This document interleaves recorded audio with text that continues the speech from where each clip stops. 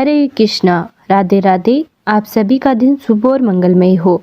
आज से आप हमारे चैनल पर मार्गशीर्ष मास महात्म्य की कथाएं सुनेंगे। आज के वीडियो में सुनिए मार्गशीर्ष मास महात्म्य का पहला अध्याय। पर उससे पहले आप सुनिए धरती माता की कथा। एक बार की बात है, एक बूढ़ी महिला थी। वह धर्म पुण्य बहुत अधिक करती थी। वह बूढ़ी माई इतना अधिक धर्म पुण्य करती थी कि उसके धर्म पुण्य करने के कारण उसका घर बार खाली हो गया। उसने अपने घर की सभी आवश्यक वस्तुएं दान कर दी। इसी तरह फिर एक दिन उसके अत्यधिक धर्म पुण्य करने के कारण धर्मराज जी का सिंहासन हिलने लगा। तब धर्मराज जी कहने लगे कि ऐसा कौन दानी हो गया है जिसने धर्म पुण्य करके मेरे सिंहासन को हिला दिया है। इसके तत्पश्चात धर्मराज जी कहने लगे कि अगर यह दानी इसी प्रकार दान पुण्य करता रहेगा तो यह मेरे सिंहासन को छीन लेगा। अपने दूत से कहा कि तुम जाकर इस दानी का पता लगाओ। और फिर धर्मराज जी ने इस कार्य के लिए यमराज को भेज दिया। यमराज ने दानी का पता लगाते हुए धरती पर आकर एक कोढ़ी व्यक्ति का रूप धारण कर लिया और फिर वह कोढ़ी रूप धारण करके उसी गांव में आ गया जहां वह बूढ़ी मैया रहती थी। वह कोढ़ी सारे दिन गांव में कपड़ा मांगते हुए घूमता रहा, लेकिन किसी ने भी उसे तन ढकने के लिए कपड़ा नहीं दिया। सर्दियों का समय था, बहुत तेज ठंड पड़ रही थी। वह कोढ़ी फटे पुराने वेश में घूमते हुए सभी के घरों के सामने से गुजरते हुए आवाज लगाता हुआ जा रहा था कि कोई मुझे कपड़ा दे दो, कोई मुझे कपड़ा दे दो, तन ढकने के लिए कोई मुझे कपड़ा दे दो। लेकिन किसी ने भी उसकी इस आवाज की, उसकी इस बात की परवाह नहीं की। सारा दिन वह कोढ़ी गांव भर में यह कहता हुआ घूमता रहा। अब रात का समय हो गया था कि तभी उस बुढ़िया को यह आवाज़ सुनाई पड़ी। तब वह अपनी बहू से कहने लगी कि बहू उठो और जाकर देखो कि बाहर कौन आया है। मुझे यह किसी मंगते भिखारी की आवाज़ लगती है। उसे सर्दी लग रही होगी, शायद तुम बाहर जाकर देखो और उससे पूछो कि उसे क्या चाहिए। तब वे अपनी सास की बात सुनकर कहने लगी कि माँ जी, अपने द्वार पर तो कोई न कोई आता ही रहता है मांगने के लिए। न आप दिन में चैन लेती हैं और ना ही हमें रात में सोने देती हैं। रात के 12 बज गए हैं, अब इस समय हम बाहर नहीं जाएंगे। आपको तो नींद आती नहीं है और हमें आप सोने नहीं देती। और इस प्रकार कहकर बड़ी 3 बहुओं ने बाहर जाने के लिए मना कर दिया, परंतु चौथे नंबर की बहू कहने लगी, माँ आप निश्चिंत रहिए, मैं जाकर पता लगाती हूँ कि बाहर कौन आया है। और फिर वह बहू बाहर आकर देखती है कि बाहर एक कोढ़ी बैठा है। तब वह बहू उस कोढ़ी से पूछती है कि बाबा आपको क्या चाहिए। तब वह कोढ़ी रूपी धारण किए हुए यमराज कहने लगे कि मैं कोढ़ी हूँ, मुझे सर्दी लग रही है, आप ओढ़ने के लिए कोई वस्त्र दे दीजिए। और फिर वह बहू उसकी सब बात सुनकर घर के भीतर चली गई और फिर अंदर जाकर उसने सारी बात अपनी सास से बता दी। बहू की सारी बात सुनकर बुढ़िया माई कहने लगी कि बहू, तेरे पिताजी के ऊपर जो कंबल है वह कंबल ले जाकर उस कोढ़ी को दे दो। यह बात सुनकर वह बहू कहने लगी कि नहीं माँ, अगर ऐसा किया तो पिताजी ठंड से मर जाएंगे। बूढ़ी माई फिर से बहू से कहने लगी कि मेरे ऊपर जो गुदड़ी है यह तेरे पिताजी पर डाल दे और उनका कंबल उतार कर उस जरूरतमंद भिखारी को दे दे। हम तो फिर भी घर के भीतर हैं, दरवाजे बंद करके बैठे हैं, उसके पास तो कुछ भी नहीं है। इसे कंबल को ओढ़ने से उसका सर्दी से कुछ तो बचाव होगा। इसके बाद वह बहू अपनी सास की बात को मानते हुए कंबल को लेकर चली गई और बाहर द्वार पर बैठे उस भिखारी कोढ़ी को दे दिया। वह भिखारी उस कंबल को लेकर उस द्वार से उठकर वहां से चल दिया। इसके बाद कोढ़िया भिखारी वेश बनाए हुए यमराज अपने वास्तविक रूप में आकर धर्मराज जी के पास जाकर कहने लगे, महाराज ये लो कंबल। गांव के बाहरी हिस्से में एक बुढ़िया माई रहती है और वह बहुत अधिक दान पुण्य करती है। उसके घर में यह एकमात्र कंबल ही बचा था और वह भी उसने मुझे दे दिया। उसने नई और पुरानी सभी चीजों का दान कर दिया है। उसके घर में दान के लिए कुछ भी शेष नहीं बचा है। सब बात सुनकर धर्मराज जी कहने लगे कि अब वह बूढ़ी माई अवश्य ही मेरा सिंहासन ले लेगी। और फिर धर्मराज जी दूत से बोले कि तुम जाओ और उस बूढ़ी माई को यहाँ लेकर आओ। अब वह दूत धर्मराज जी की आज्ञा का पालन करते हुए उस बूढ़ी माई को लेने के लिए धरती पर आए और उसे साथ लेकर चले गए। बुढ़िया ने वहां पहुंचकर जैसे ही पहला कदम उठाया रखने के लिए तो नीचे पानी था, उसे पैर रखने के लिए धरती तक नहीं मिली। यह सब देखकर बूढ़ी माई अचंभित रह गई और जहाँ बूढ़ी माई खड़ी थी वहीं रह गई और फिर मन में विचार करती हुई भगवान से कहने लगी कि हे भगवान, यह क्या है, अब मेरा क्या होगा। और फिर बूढ़ी माई कहने लगी कि महाराज, मेरे पैरों के नीचे धरती नहीं है, मुझे धरती चाहिए, मुझे धरती दो। तब भगवान बोले कि धरती तो बूढ़ी माई तूने मोल नहीं ली, मैं तुझे कहाँ से धरती ला कर दूँ। यह बात सुनकर बुढ़िया माई गुस्से के स्वर में कहने लगी कि जब मुझे खड़ी रहने के लिए और चलने के लिए धरती ही नहीं मिलेगी तो मुझे आप यहाँ लाए ही क्यों हो। तब धर्मराज जी कहने लगी कि धरती तो जो मोल लेता है उसे ही यहाँ धरती मिलती है। फिर बूढ़ी माई विनम्र भाव से कहने लगी कि महाराज, मैं यह सब नहीं जानती थी, धरती मोल किस प्रकार लेते हैं, मुझे यह सब बताइए। आप बिना धरती के मैं यहाँ कैसे रहूँगी, यहाँ स्वर्ग लोक में मेरा क्या काम। मुझे अब धरती मोल लेने के लिए सब विधि बताइए और मृत्यु लोक में वापस भेज दीजिए। मैं धरती मोल लेकर ही आपके दूतों के साथ वापस आ जाऊंगी। यदि मेरे बेटे बहू ने मेरी काया को जला दिया तो फिर मेरे लिए धरती मोल कौन लेगा और कौन धरती माँ की कहानी सुनेगा। फिर मैं तो धरती मोल नहीं ले सकूंगी और ना ही इस स्वर्ग का आनंद उठा पाऊंगी। तत्पश्चात धर्मराज जी बूढ़िया माई के धर्म पुण्य को मन में विचार करते हुए बूढ़ी माई से बोले कि बूढ़ी माई ठीक है, तू जा। और फिर यह कहकर धर्मराज जी ने अपने दूतों को बूढ़ी माई के साथ धरती पर भेज दिया। उधर बूढ़ी माई रात में ही मर गई थी। जब सुबह हुई तो बेटे और बहू ने उसके अंतिम संस्कार की तैयारी करने लगे। जब सभी तैयारियां हो गई तब उसके बेटे अर्थी को उठाकर लेकर चले। अभी वह अर्थी के साथ आधे ही रास्ते पहुंचे थे कि तभी बूढ़ी माई कहने लगी कि बेटा, तुम मुझे कहाँ लेकर जा रहे हो। तब उसका बड़ा बेटा कहने लगा कि माँ, इतनी जल्दी तू भूतनी कैसे बन गई। तब बूढ़ी माई कहने लगी, नहीं बेटा, मैं तो तेरी माँ ही हूँ। मैं 7 दिन के लिए यहाँ आई हूँ, 8वें दिन में यहाँ से वापस चली जाऊँगी। मुझे धर्मराज जी ने यहाँ भेजा है। धर्म पुण्य तो मैंने बहुत किए, लेकिन धरती माता की मैंने कभी कहानी नहीं सुनी। मैंने धरती मोल नहीं ली, इसलिए मुझे यहाँ धरती नहीं मिली। जहाँ भी मैं पैर रखूँ वहाँ पानी ही पानी। मेरे प्रार्थना करने पर धर्मराज जी ने मुझे यहाँ धरती माता की 7 दिन कहानी सुनने के लिए भेजा है। बेटा, ब्राह्मण को बुलाकर आज के दिन से ही मुझे धरती माता की कहानी सुनाना शुरू कर दो।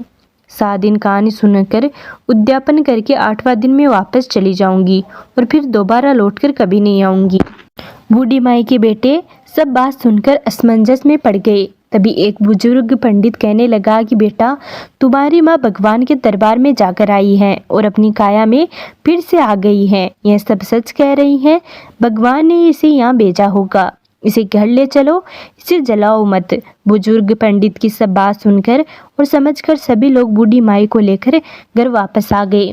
बुढ़िया के घर में प्यार प्रीति रखने वाले लोगों की भीड़ लगी हुई थी। वहाँ औरतें भजन गा रही थी। सब बहुओं ने यह देखा कि बूढ़ी माई को वापस ले आए हैं। तब बहुएं कहने लगी कि अम्मा नहीं मरेगी, यह तो हमें मारकर ही दम लेगी। घर में इसने झाड़ू लगा दी है, सुई तक भी इसने घर में नहीं छोड़ी है, घर में नमक की चुटकी तक नहीं छोड़ी और यह अब फिर आ गई है। बहू की सब बात सुनकर बूढ़ी माई कहने लगी कि बेटा, मैं तो किसी को नहीं मार रही। बेटा, तुम सब ने मुझे नहला तो दिया, अब ब्राह्मणी को बुलाकर उससे मुझे धरती माता की कहानी भी सुनवा दो। 7 दिन में ये कहानी सुनूंगी और आगे मुझे धरती मिल जाएगी, तो बेटा फिर से मैं यहाँ वापस नहीं आऊँगी। और फिर उसके बेटा बहू ने 6 दिन तक बूढ़ी माई को लगातार ब्राह्मणी को घर में बुलाकर उससे कहानी सुनाई।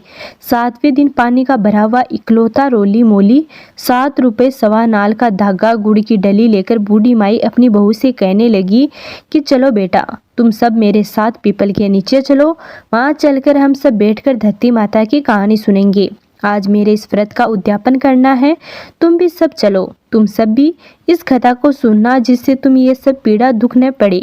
और फिर मैं बूढ़ी माई अपनी सभी बहुओं और ब्राह्मणी को लेकर पीपल के पेड़ के नीचे पहुंच गई।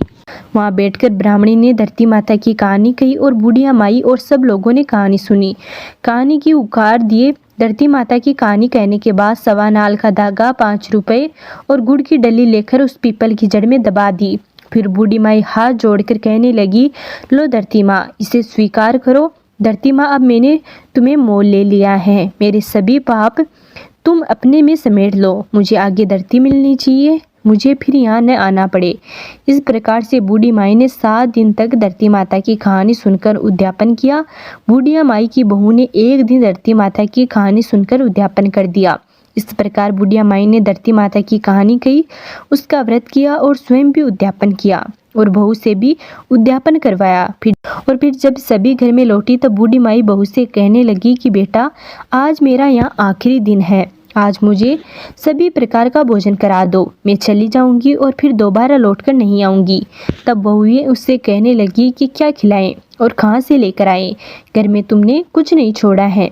तब बड़ी बहू उन सभी को कहने लगी कि कोई बात नहीं, तुम इतनी कड़वी मत बोलो, मैं सब कुछ प्रबंध करके अपने आप कर लूंगी। मैं भी पड़ोस में जाकर आती हूँ, माँ के करने के लायक भोजन तो मिल ही जाएगा। और यह सब बोलकर वह बड़ी बहू अपने अड़ोस पड़ोस के घरों में जाकर किसी से कुछ मांगो तो उसने किसी से कुछ मांगा।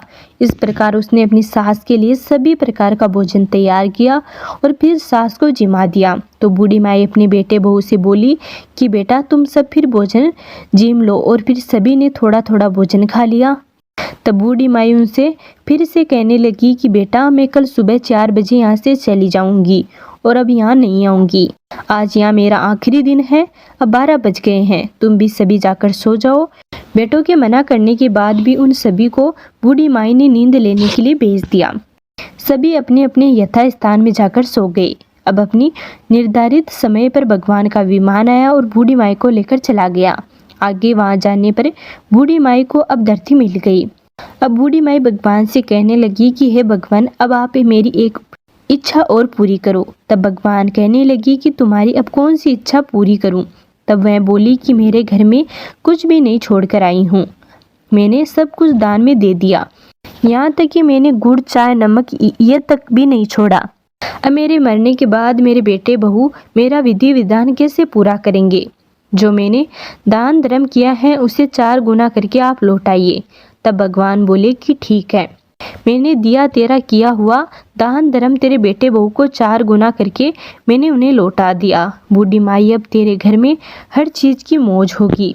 उधर जब सुबह हुई तब छोटी बहू उठकर सभी से कहने लगी कि उठ जाओ, चाय पी लो, सासू माँ को तो खूब भोजन खिलाया हुआ है। वह तो अब उठेगी नहीं। और फिर वह जेठानी के पास जाकर कहने लगी कि जाकर संभालो अपनी सास को, तुम उनकी लाडली बहू हो, वह तो अकड़ के सोई हुई है और अब वह नहीं उठेगी। तब बड़ी बहू उसे कहने लगी कि अकड़ के तो क्या सोई होगी, उनके बताए अनुसार 7 दिन बीत गए हैं, आज 8वां दिन है, सासू तो गई होगी। और फिर छोटी बहू कहने लगी कि जाकर संभाल लो अपनी सास को। बड़ी बहू ने जल्दी जल्दी आकर सास को देखा और फिर वह दौड़ती हुई अपने पति के पास आकर कहने लगी कि आप क्या चाय पी रहे हैं, माँ तो गई, माँ को संभालो, उन्हें लाकर आंगन में सुला दो। अब बूढ़ी माई को लाकर आंगन में सुला दिया गया। तब सबसे छोटी बहू कहने लगी कि मैंने सदा आप सबकी सुनी है और आपकी हर बात मानी है, आज आप मेरी बात सुनो। तब सभी कहने लगी कि बताओ। तब वह कहने लगी कि इस लोटे में भरे हुए पानी से सासू जी के छींटे लगा दो और नहलाई धुलाई तो पहले से ही है, अगर आप लोग रोए तो यह फिर वापस आ जाएगी, इसे पानी का छींटा देकर उठा ले जाओ। तुम 4 भाई बहुत हो, 5वें की कोई ज़रूरत नहीं है और उठा ले जाओ यहाँ से फटाफट और जला के आ जाओ, जिससे कि इनकी गति हो जाए। तब सारे भाई आपस में बात करने लगी कि पहले भी हम लोगों को इकट्ठा करके शर्मिंदा हो चुके हैं, अब बिना देर किए गए इसका कहना मान लेते हैं। ऐसा विचार करके सभी भाइयों ने बूढ़ी माई को उठाया और चल दिए जलाने के लिए शमशान की ओर। तब रास्ते में पीपल के नीचे बैठी कुछ औरतों जो कहानी सुन रही थी, बूढ़ी माई के बेटों को इस बाती जाते हुए देखकर वह समझ गई और एक दूसरे से कहने लगी कि बैसाख का पावन महीना है, बूढ़ी माई तो मर गई है और बहुओं ने भजन तक नहीं गवाए, चलो हम सब वहाँ भजन गाने के लिए चलते हैं, 2-4 राम के नाम लिए जाएंगे। और यह विचार कर वह सभी बूढ़ी माई के घर जाकर भजन गाने लगी। उधर बेटों ने बूढ़ी माई का दाह संस्कार कर दिया और अब वह घर की ओर आने लगी। उन्हें आता हुआ देखकर भजन गाने वाली औरतें बूढ़िया माई की बहू से कहने लगी कि बहू जाओ और दरी लेकर आओ और यहाँ दरी बिछा दो। तब वह कहने लगी कि मरे ना मराए, बूढ़ी माई उसे दाग देकर जब हमारे घर वाले आएंगे तभी हम दरी बिछाएंगे। तब वह भजन गाने वाली औरतें कहने लगी कि लो आ गए सभी लोग, अब तो दरी बिछा दो। फिर दरी बिछाई गई। भजन गाने वाली औरतों ने खूब भजन गाए और भजन गाने के पश्चात अपने अपने घर को चली गई। अब दरी पर बैठी हुई बूढ़ी माई के बेटे एक दूसरे के मुँह को ताड़ने लगे और कहने लगे कि अब क्या करे, क्या न करे, कहाँ से चाय पानी का प्रबंध करे। माँ तो गई और घर में भी कुछ नहीं छोड़ कर गई। पड़ोसी पड़ोसी भी आपस में चर्चा करने लगे, चलो भाई आज तो बूढ़ी माई के परिवार को चाय पानी पिलाए आए, उनको रोटी पानी खिलाए। आज ही उनकी माँ मरी है, अब की बार तो वह मर गई है। आज तो खिला पिला आते हैं, कल से अपने आप देख लेंगे। तब उनमें से एक आदमी बोला कि ठीक है, आज मैं जाता हूँ उनके घर, उन्हें चाय भी देकर आता हूँ और उनका हालचाल भी पूछ कर आऊँगा। और फिर उस पड़ोसी ने अपनी घरवाली से चाय बनवाई और फिर चाय को लेकर वह बूढ़ी माई के घर की ओर चल दिया। उधर बूढ़ी माई की बेटे की बड़ी बहू अपने परिजनों को चिंता मग्न देखकर घर के भीतर गई और फिर जैसे ही उसने बूढ़ी माई की संदूक को खोला तो उसमें नोटों की गड्डियों को देखकर वह दंग रह गई। रसोई में गई तो वहाँ आटे के बोरे, गुड़ खाड़ के कट्टे भरे हुए मिले। उसे नमक मिर्च सब मसाले सब सब्जियां मिले। रसोई सब सामग्रियों से युक्त थी। यह देखकर वह बहुत खुश हुई और सोचने लगी कि माँ अपने बेटे पोतों के लिए बहुत दान धर्म करती थी। अपने घर में तो वह धन माँ वापस देकर गई हूँ। यह सोचकर वह खुशी खुशी बाहर आई और अपने पति से बोली कि आप एक बार अंदर आइए। तब उसका पति कहने लगा कि अभी अभी तो माँ को दाग देकर आए हैं, किसी के घर कैसे जाएं, किसी से क्या मांगेंगे और क्या कहेंगे, थोड़ी देर तो शांति रखो। तब बहू बोली कि आप एक बार अंदर आइए, बाहर कहीं जाने की कोई ज़रूरत नहीं है। यह सुनकर वह अंदर गया और अपनी पत्नी के कहे अनुसार उसने संदूक को खोलकर देखा तो उसने देखा कि माँ की संदूक में तो नोटों की गड्डियाँ भरी हुई है। फिर वह बोली कि अब रसोई में चलिए। फिर वह रसोई में गया तो वहाँ पूर्ण सामग्री से भरी हुई रसोई को देखकर अपनी पत्नी से कहने लगा कि माँ तो हमें बहुत अधिक धन देकर गई है।